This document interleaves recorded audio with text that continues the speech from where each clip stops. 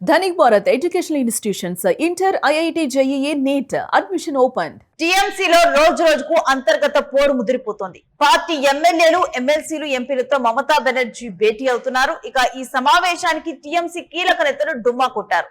పార్టీని వీడే యోచనలో కీలక నేతలు ఉన్నారు. ఇక అసెంబ్లీలో ఇప్పటికే ఎమ్మెల్యేలు పట్టు సాధించినటువంటి విషయం తెలిసిందే. ప్రతిపక్ష నేతగా ఇటు సస్పెండ్ అయినటువంటి ఎమ్మెల్యే రిత్తబ్రతను ఎన్నుకున్నారు. తాజాగా టీఎంసీ ఎంపీల్లోనూ ఒక చీలిక రాబోతున్నట్టు ప్రచారం జరుగుతుంది. ఎందుకంటే ఇప్పుడు కొంతమంది ఎమ్మెల్యేలు ఇటు టీఎంసీలో ఉండిపోయారు 28 మంది వాళ్ళు కూడా ఇటు పార్టీని వీడబోతున్నారంటూ కూడా ప్రచారం జరుగుతోంది. అభిషేక్ బెనర్జీ పట్ల పలువురు అసంతృప్తితో ఉన్నారని ప్రచారం జరుగుతోంది.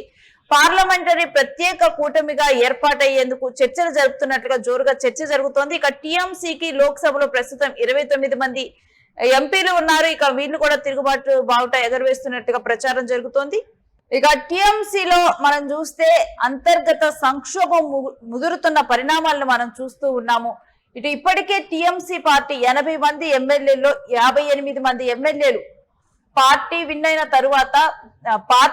విన్ అయిన తరువాత ఇటు రిత్తబ్రత తన పార్టీకి చేటు వచ్చే విధంగా కూడా పార్టీకి వ్యతిరేకంగా కార్యకలాపాలు చేస్తున్నారంటూ పార్టీ నుంచి ఇటు party chief TMC chief Mamata Banerjee బయటకు పంపించేశారు. ఇక ఆ తర్వాత రిత్తబ్రత సైడ్ 58 మంది ఎమ్మెల్యేలు వెళ్లటము, రిత్తబ్రతనే ప్రతిపక్ష నేతగా ఎన్నుకుంటూ వారందరూ సంతకాలు చేశారు. ఇప్పుడు 29 మంది పార్టీలో ఉన్నారు ఎంపీలు. ఇక ఆ 29 మంది వాళ్ళలో కూడా ఇటు అభిషేక్ మీద ఎవరైతే మమతా మేనల్లుడు ఉన్నారో తన మీదే వీళ్ళకి అసంతృప్తి ఉన్నట్లుగా తెలుస్తోంది. ఇక తాను ఇటు మమతా బెనర్జీ పార్టీలో ఉంటే ఓకే గాని తను మాత్రం తన మేనల్లుడు పెత్తనం చలాయిస్తే మాత్రం ఓకే కాదన్నట్లుగా కూడా ఇప్పుడు ఆ నేతలు మాట్లాడుతున్నారు. దీంతోనే వాళ్ళు పార్టీని అంటే వాళ్ళు ఒక ప్రత్యేకంగా కూడా ఒక బృందంగా ఒక చీలిక బృందంగా ఏర్పడేందుకు ఇష్టపడుతున్నట్లుగా వాళ్ళు ఈ మేరకు స్పీకర్ కి తెలుపనున్నట్లు తమను ఒక ప్రత్యేక వర్గంగా గుర్తించాలని కోరబోతున్నట్లుగా వార్తలు అయితే బయటకు వస్తున్నాయి. ఇక ఇదే గనక జరిగితే గనక ఇటు టీఎంసీ కంటూ కూడా ఎవరు ఉండకుండా పోయేటువంటి నేపథ్యం మనకి కనిపిస్తూ ఉంది. ఇక ఈ రకంగా కూడా టీఎంసీ పూర్తిగా కూడా మమతా బెనర్జీ చేతి నుంచి చేజారిపోతున్నటువంటి పరిణామాలు కనిపిస్తున్నాయి. ఇక వెళ్లే వాళ్ళు పార్టీని వీడి వెళ్ళొచ్చు అంటూ మమతా బెనర్జీ గతంలో వ్యాఖ్యానించడం జరిగింది.